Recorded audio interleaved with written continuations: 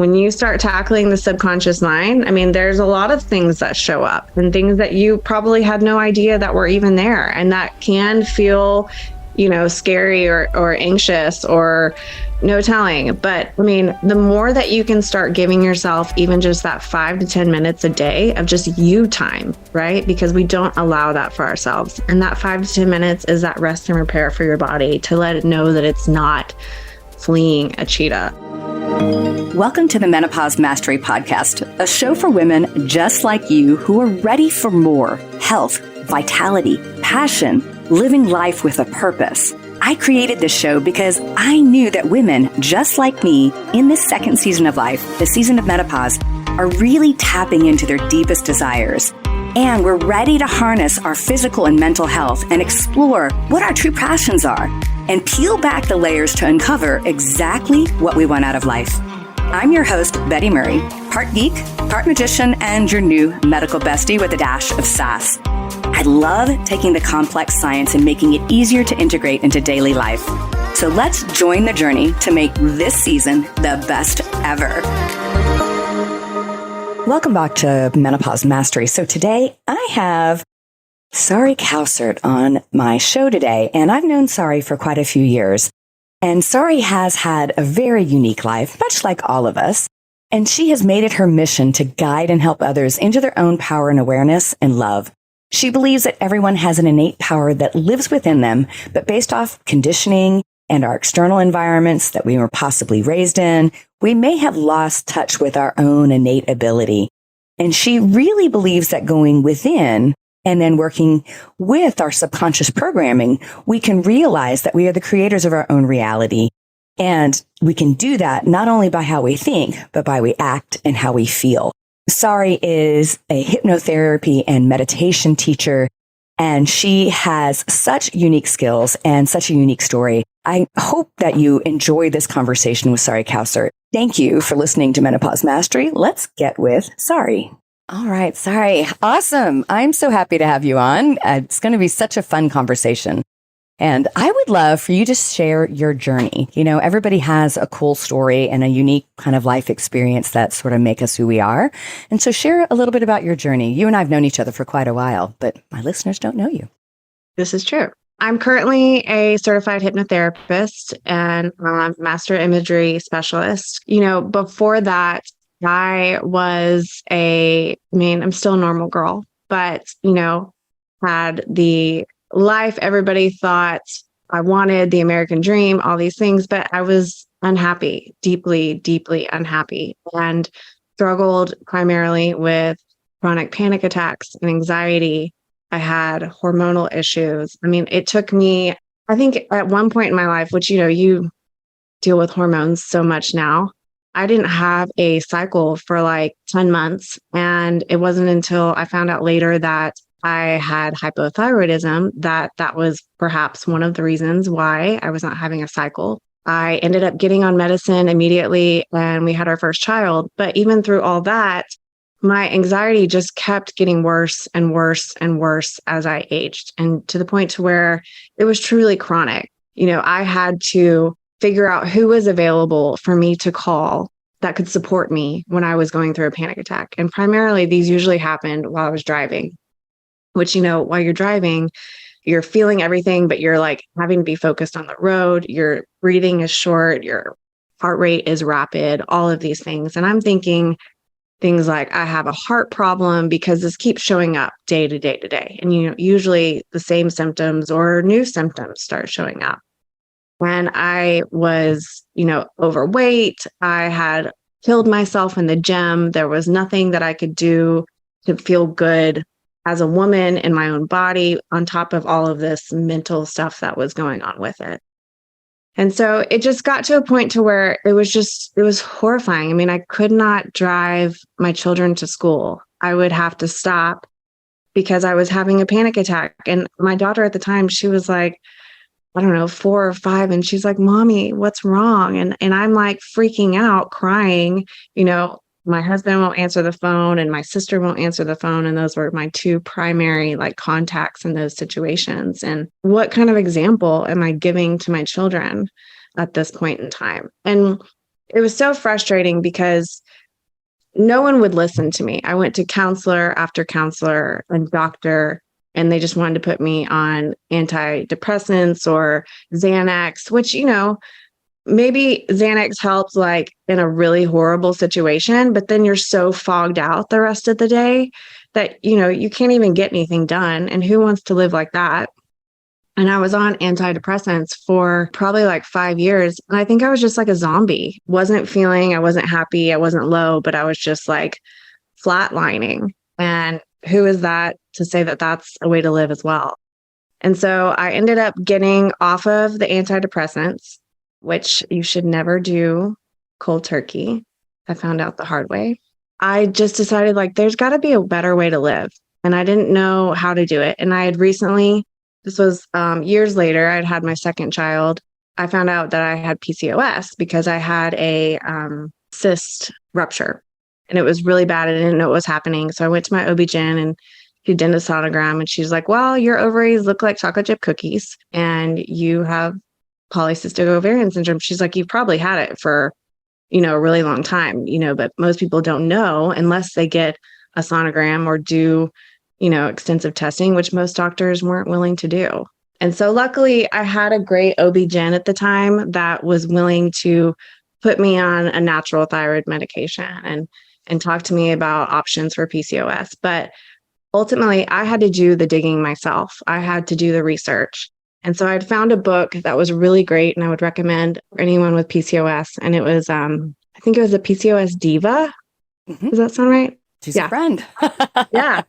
And so I read her book and ultimately I felt like my life was out of control, but I knew that if I could control something, it was going to be what I put in my mouth. And her book was very much based on diet and finding out that with PCOS, you have blood sugar issues and insulin, resistance and things I didn't know that the minute I started changing the way I eat, which we know now how much the gut is associated with mental health. Ultimately, like I started having less panic attacks. And I think now too, looking back, so much of my panic attacks came from feeling shaky, from probably my blood sugar dropping. And that being like a scary symptom for me. And I didn't know what was going on and ultimately caused a panic attack. And so just knowing these small things and taking it back into my own control and what I could do. From there, I lost a lot of weight and that was great. And it was really helpful, but still kind of wasn't like mentally stable yet.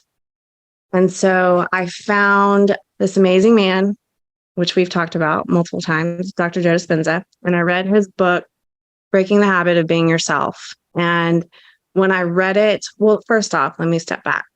I had listened to a podcast that he was on, and the way that he worded it for me, because I was not spiritual by any means, woo-woo, I was very black and white, and I probably couldn't even hear some of the things that I am loving and into now at the time, but he demystifies that with his science-based evidence. And he was talking, and I remember telling my husband, like, this is like my Bible. Like, this makes so much sense to me, because he explained that like your body, which is basically your subconscious mind, is in the driver's seat, and your mind, your rational mind, is in the passenger seat.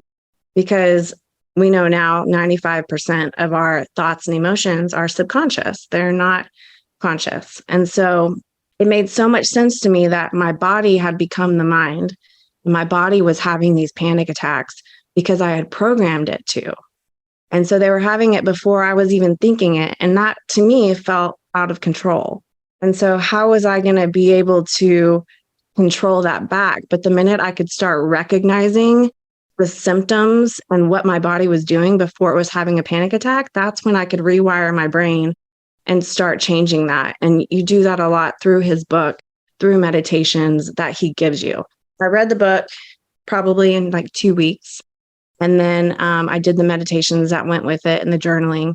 And I swear to you, Betty, I came out complete 180 different person, as if the veil was lifted and I was someone else. And I just couldn't believe it. I couldn't believe that I had lived 12, 13 years of my life just in this survival mode that was just toxic for me, for my body. I mean, I'm so grateful for that journey because I wouldn't be where I'm at now. It was so beautiful to be able to be present with my children, not worrying when the next panic attack was going to come and not worrying about what my hormones were doing or all of this. And so through that, I still was kind of living on the holistic line, and I needed support from the medical field, and I didn't know how to do that. And luckily, I had a friend who was a nurse practitioner that she worked for Avexius, and she was like, I've heard of this woman, her name's Betty Murray, and you have to go see her. And I don't know she'd given me a couple other names, but at the time I was like, nope, Betty's the only one for me. And it was so beautiful because it was almost like the universe divinely connected me with you, because while I was still meditating and doing Dr. Joe's meditations, I was picturing myself in this whole body that was functioning correctly, that was, ideal physique and all of that. And I swear when I met you, I mean, this was probably, let's say, probably like March to August would be my guess. Like literally every puzzle piece went back where it was supposed to be in that time with you. And that was so beautiful because somebody finally understood, and you were willing to like dig deep too onto like what those root causes were instead of putting a Band-Aid on it. Ultimately, like, I think that's where it's gotten me wanting to be able to help guide others in their journeys now, because I see the possibility of the change. And to me, it is at a root level subconsciously versus just counseling or just talking. We have to get to those subconscious layers in order to really change those patterns. We often, if you were to ask any one person, they'd be like, well, I don't want to have difficulty and discomfort, right? But that's where we actually grow and learn, even though it, may not always be the most pleasant experience. It's in those challenges that we truly grow. But I think, what frustrates me so much is I think your experience is, your experience through the medical system and sort of just a glossing over or nobody being willing to kind of dig in to look at what was really going on and putting a Band-Aid on your symptoms, which were panic attacks, right? It makes me crazy. It really does. It does.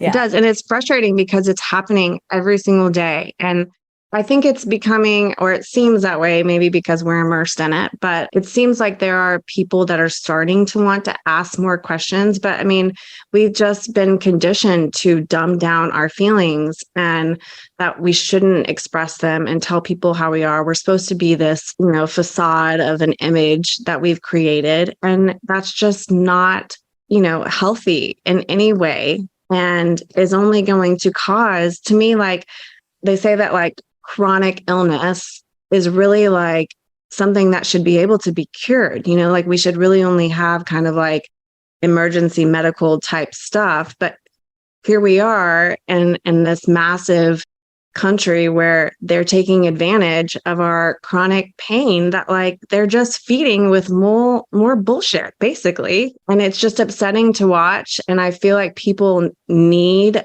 more information. And we're in a time where people can really gain that information themselves. And I'm so lucky that I was in a place to just figure it out no matter what, and to find people like the PCOS Diva and find you and find things like that, because we need those resources. And I think there are people out there that just are struggling internally and they don't know what to do and they don't talk about it. Even, what I do, hypnotherapy is so amazing just for like small things. It doesn't have to be like this huge transformation that you have to go through, but just hearing, being a witness to those small voices that are in your head that you're telling yourself things that are not serving you throughout your day. And those are the thought patterns and processes that get us to this place of not healing. And then also not believing that we can, because our environment and society has told us we can't. Yes, yes. I want to unpack a little bit about PCOS, just because it's underdiagnosed. So polycystic ovarian syndrome, for any of my listeners that are not familiar with it, is at an underlying sort of situation. It is a metabolic problem with insulin resistance that's somewhat inherited, but we also have a diagnosis called pseudo polycystic ovarian syndrome, which we create this insulin resistance through diet and lifestyle. But, in the traditional medical world, the only time a doctor thinks of it is if you never have a period. Like if you had a couple maybe as a kid and then all of a sudden, boom, they're gone or they're super erratic. Then that's kind of like, here's your harbinger. Here, we found it. But it's a continuum like anything else. And a lot of women are dealing with these hormone shifts, and they'll deal with like what you experienced, no matter what you were doing in the gym and how you were generally eating. You couldn't lose weight. It was a major struggle. And then you get these emotional upheavals because you've got the metabolic insulin resistance. And then underlying it, your sex hormones, estrogen, progesterone, and testosterone, are not cycling properly relative to each other. And that makes your period erratic, but it also can make your mood erratic. And have no sex drive as well. Yep. Terrible libido. Sorry, women. And sorry, guys. It's just all of that shows up. And, if you go to your traditional doctor, they're just like, well, some women don't have normal periods, or heaven forbid, they just put you on a birth control to sort of regulate it. And don't you think that also masks what's actually happening, birth control as well? Because I feel like it seems like PCOS runs rampant in my family. And now whether that's a genetic thing or, happening because of your environment internally or externally. I mean, I remember when my mother put me on birth control, at 16, 17 years old. And who's to say that at that point in my life, I wasn't already showing symptoms of PCOS, and then birth control just masked it for 10 years. Yeah, it is. In a lot of cases, it is a little bit genetic. We have sort of this predisposition, and then, and then into traditional medicine, we always use birth control to cover up any female, symptoms that might appear, because that's the easiest thing to do. And then if those don't work, we go straight to the antidepressants. Your experience, whether it's panic attacks because maybe your blood sugar was going awry because of insulin's, lack of real control, it's frustrating because you think about how many years your health was robbed from you while you were dealing with it. I mean, I think that's the thing that makes me just burn up. We have a lot of people, the vast majority of Americans, just feeling like their health is being robbed, and they may not even be aware of it because they're in this sort of paradigm that's broken. So your aha moment was really falling in deep with your hormones, right? Was that really where you're like, okay, this was the aha, this is, Yeah, I think that, well, also, just, I had already had, I think you kind of had told me before, thyroid and PCOS kind of go hand in hand as well. So most people have one or the other or both because they show up together based off their hormones. Already having the thyroid and I just remember, I know this sounds so silly, but I remember when I was diagnosed with hypothyroidism, and I was thinking I have to take a pill for this for the rest of my life. And there was something intuitively that didn't sit well with me, but because that was what I was supposed to do now, I rolled with it. The doctor that I had, he had put me on a desiccated thyroid hormone. And then whenever I got pregnant, my OB-GYN wanted me to go to an endocrinologist, and they immediately put me on a synthetic one, and that did nothing for me. And did they want to test my T3 and my reverse and all of the things that your normal are supposed to test? No, because they don't want to see that. They're getting paid by probably big pharma to give me samples of Synthroid or whatever it was that I was taking, and it did nothing for me. And so just being able to research again, what was good for me, and then here I've already dealt with thyroid for X amount of years. And then now I'm getting another diagnosis of another health issue, which to me, that was just whether people think that having one or two or three is not that big of a deal. To me, having two physical, chronic things wrong with me was just hell no. This can't go any further, because then it could be me being a diabetic. And it's just when's the stopping point? But we've made this medical diagnosis is to be okay. And it's just not okay. Thyroid problems are definitely rampant. And, there's 100 different reasons why we may have problems with it, especially the environment and our toxins. But even PCOS, I look at it and go, if it's a fair percentage of people, and I don't know what that number really is, that are probably struggling with this, I always look at it and go, if it was all genetic, we would have bred it out of the gene pool. over millions of years, if it was so problematic, it would have been bred out of the gene pool. So really the ultimate thing is, what have we done to our food and our environment that has now created such a epigenetic driver or environmental factors that make how our bodies are naturally wired to run no longer run properly? And a lot of it really is, as women, we're designed to conserve our body. Every hormonal mechanism, for the most part, for a woman has at least one part that is like, make sure we can save some body fat for reproduction. Because of course, nature doesn't care that we're out here living our lives. They just want us to reproduce, right? Yeah. So it cares about reproduction. So we're wired to make sure that we can make it through a famine. And then if you look at PCOS and the inherent sort of insulin resistance, that's a big part of it, right? I look at it and go, maybe it is not we're broken. It's that the food that we're being trained to eat and marketed to and all that other stuff is broken for the body we're in. And especially probably if we look at different, ancestral backgrounds and what our ancestors probably ate, it was very different. And so it's that sort of twist on we're not broken. It's our environment, the food, and everything else in our world is broken.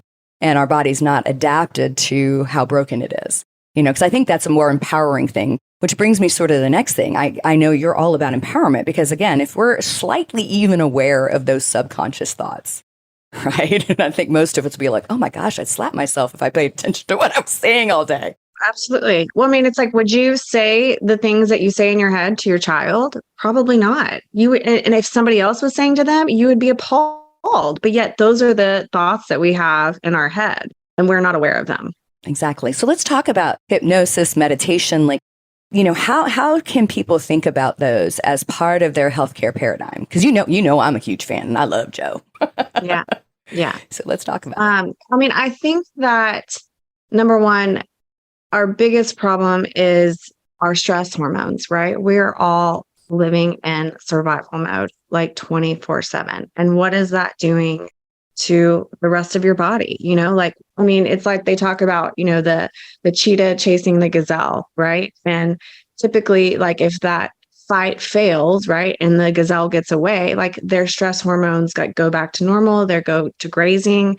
But here we are living in a environment where that cheetah is in the cubicle next to us or in the house with you, or the thoughts in your head, right? So we're constantly living in this survival mode. We haven't taught ourselves how to calm down that parasympathetic nervous system and to re-regulate our hormones and our cells and everything to feel like it's in a safe environment. And so by using meditation, sound baths, any really healing modality you can think of, hypnosis, whatever it is, you're getting to a point to where you're telling your body that it can rest and repair.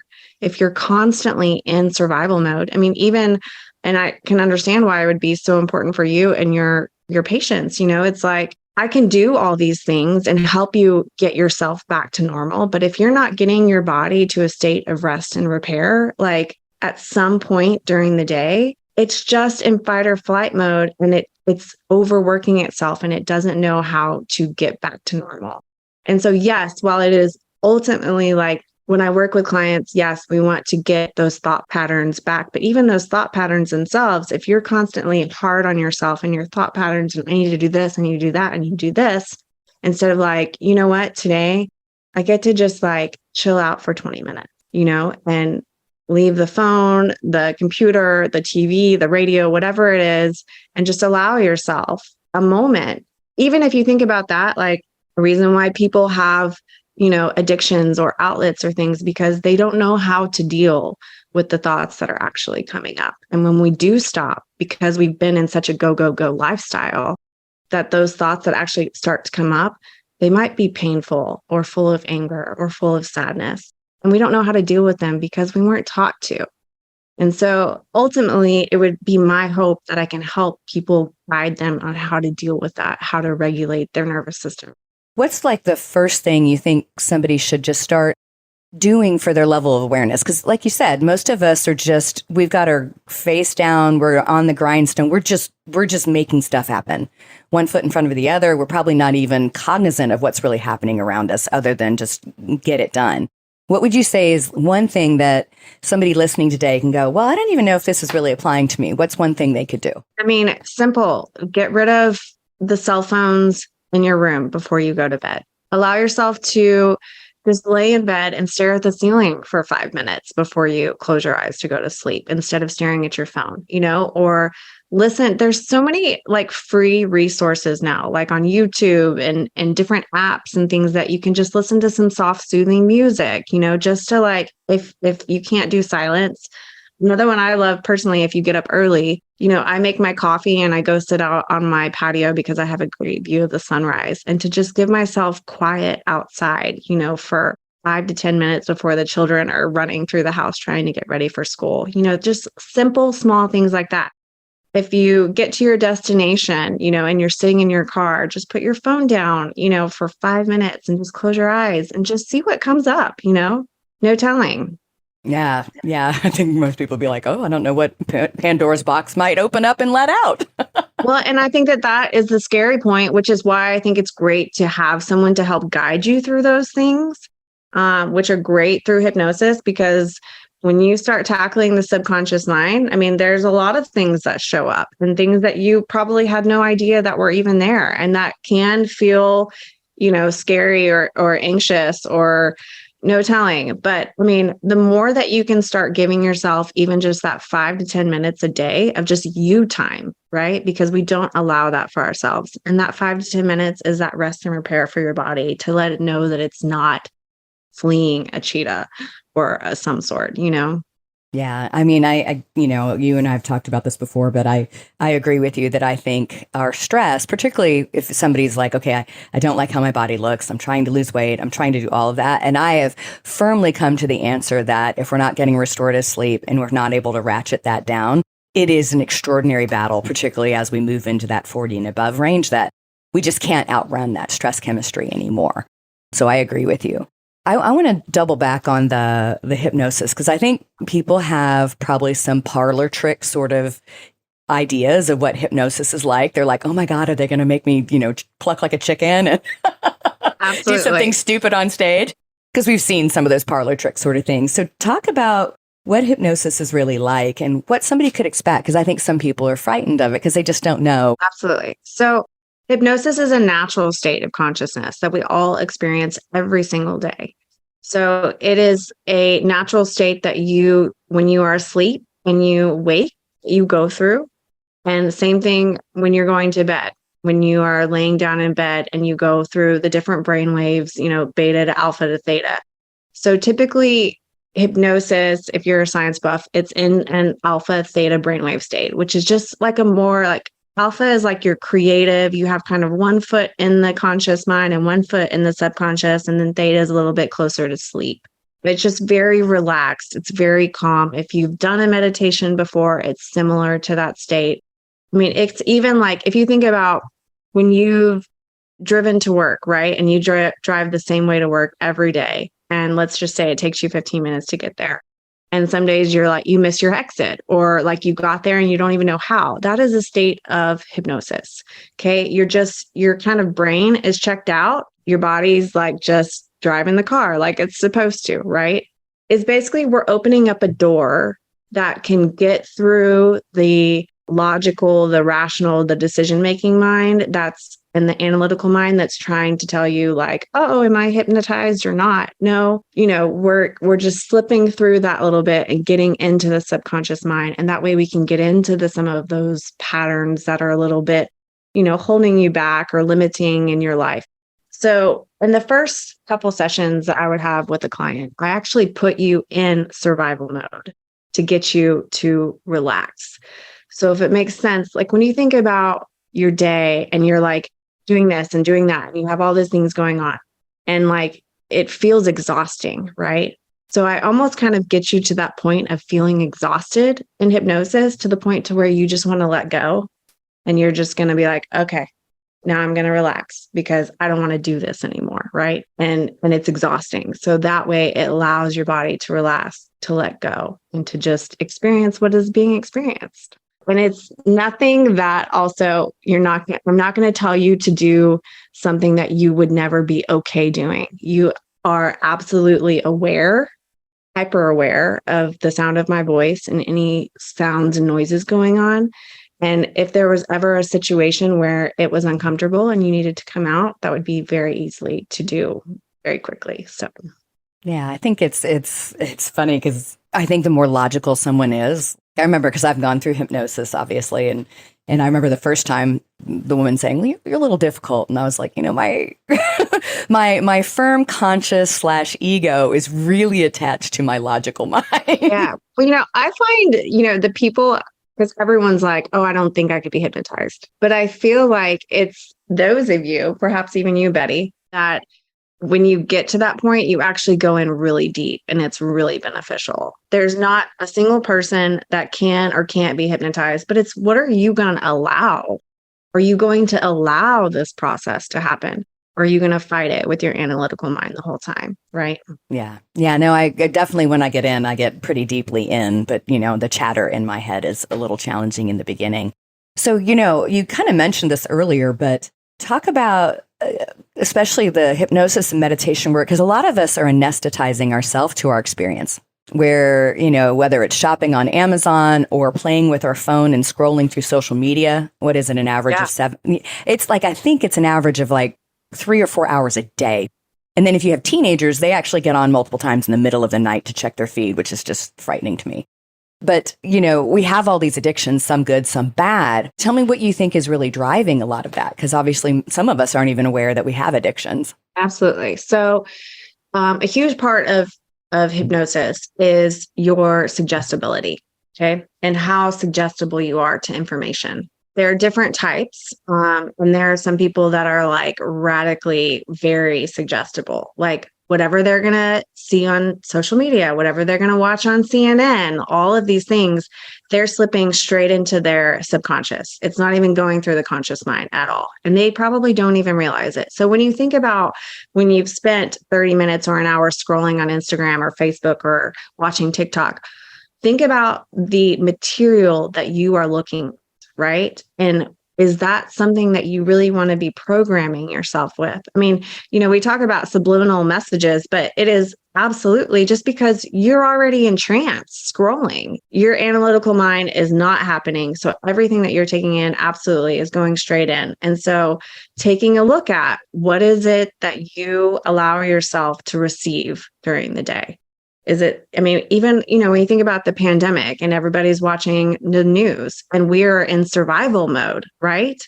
And everybody is believing everything that is being said on the news. Is that true? Well, that's one newscaster's preference or perception. Is that actual? We don't know, but we're taking that in as ours because we are already in that survival mode and believing it to be true. And so absolutely, the internet and the available information has become amazing, but, start filtering through what it is that you're seeing, and the reaction that you're getting by seeing those things. Yeah, because I think people get overwhelmed by that sort of vacuum of content, and then it just adds to their stress chemistry and everything else. And then we look for ways to check out, Yep. It's a glass of wine after dinner or more, with some chocolate when the kids go to bed, all those pieces that, I hear about every day. I'm like, okay, this is what's probably driving all of it. We find these ways to sort of take a step back and sort of take the edge off also. So, the other thing I think that I know you and I've talked about too is I don't think people realize that most of the way we operate in our life is based on decisions we made as a small child, that we were filtering through a small child's understanding of the world and coming up with who we're going to be. Talk a little bit about that, because most of us would say, oh, no. I make decisions based on my, 53-year-old self. Absolutely. We are all still making decisions from that little 8-year-old child. That 8-year-old Betty is still running rampant in your mind because, our subconscious mind is literally programmed from the ages of 0 to 8. And it's not until after 8 that you start developing a little bit more of that analytical mind. But all of those programs are instilled. So, God forbid you are someone who had a traumatic childhood and is a 50-year-old woman or man, still angry about what happened to you as a child, but you have no idea, or you have alcohol addiction or whatever that is because you need to escape because of what you experienced as a child and you don't know how to communicate, right? I mean, think about like most 8-year-olds, do they really know how to communicate? No. And we're all 8-year-olds, running around deciding things, in business and in work, environments and relationships and, loving relationships, all of these things. And there's a great sculpture that they had at Burning Man a few years ago. I didn't go, but I saw a picture of it. And it was like, I don't know if you've seen it, but it's like these two metal adults, like metal wire, like huge, and they're back to back and they're like pissed, with their arms closed. But inside them are two children and they're facing each other and they want to touch and they want to love. And like, that's ultimately what we have inside of us, is a child that just wants to be loved and heard. But instead we're, lashing out because we're not receiving that. Yeah. So obviously that's kind of your whole goal, right? Is to help people sort of reach in and give that inner child a voice, right? And then help them reach out. So walk me through how you sort of work with people. What things do you do to sort of help them access that? I use a lot of imagery in my hypnosis because our brain speaks in images and it senses and it feels. And so I have these journeys that you go on that can help you tap into a little bit more of something that's not so concrete, right? You kind of use it in metaphors and pictures and images, and you're getting an experience and you're having the feeling of it, right? In a safe space. Like a beautiful one I did with someone the other day was she was having anger issues, and she described it in a way that it was like a little monster within her. But when we went and met this little monster in an imagery safe setting, it was her 8-year-old child self that felt abandoned at some point, like it's just really beautiful. And in a way that you can see and you can feel and you can sense all of these emotions that we have pushed down and locked down. And it's very relaxing, sometimes emotional. And that's not the only thing, like it could be something as like working on your worthiness of the promotion that you want, or, the house that you want to get and what's holding you back from getting there. I mean, they're all just little limiting belief patterns that we can start tapping into in a beautiful imagery way to access what's holding you back, if that makes sense. Yeah, no, that's great. And I think everybody would benefit from doing a little bit of internal work, to sort of access this, because it is that subconscious mind that basically we think something, our subconscious mind responds, and then that's how we act out. And then we can't figure out why the world stinks. Well, it's almost like, the idea of like mothering or reparenting yourself in a way, deciding that how I was conditioned or raised isn't serving me anymore. And how do I want to talk to myself? And what is the messages I do want to receive? And even in that same way, like being able to go into your outer conscious awake life and going through your Instagram feed and like what needs to go, because this isn't mothering me or reparenting me in a way that I would like to. We are all lacking a feeling of worthiness. And so the more that we can even just, whatever that may look like, if we can build that up, and if I can help mother you in a guided way that you can start talking to yourself differently, I think everybody needs that in their life personally, but that's just me. Yeah, no, I agree. So can you tell my listeners the best way to get a hold of you so they can find out more about how you work with people and what they do or what you do for them? I am on Instagram at the.growth.goddess. Also, my website is thegrowthgoddess.net. You can email me there, Sari@thegrowthgoddess.net, and I would love to talk with anyone that has more questions. I offer free Zoom discovery calls. So if you're even just curious, tap in because, you never know. And it's always a deep dive, but it doesn't have to be scary. It can be gentle and it can be exactly what you need. We tailor it to you. Great. So, Sari, thank you so much for being on Menopause Mastery. Is there anything else you want to add before we go? Well, I'm just so grateful to you, Betty, for the work and the due diligence that you have given to me, to your clients, to the world, because if we didn't have women like you, I don't know where we'd be. So I'm very grateful. Oh, thank you. Thank you so much. Thanks, everybody, for listening to Menopause Mastery. And if you loved this episode, hey, give it a shout out and share it and subscribe. And if you can, leave me a review so I know that you liked it, or even if you didn't like it, let me know. Thank you so much for tuning in to the Menopause Mastery podcast. You are why I'm here, and I am so very grateful. Hit subscribe so you don't miss any wisdom on creating the most exceptional life on our terms. If this episode has helped you in any way, please share it with a friend to spread the love, and together we rise. You can follow me on social media at Betty Murray, PhD, and you can reach me online at bettymurray.com.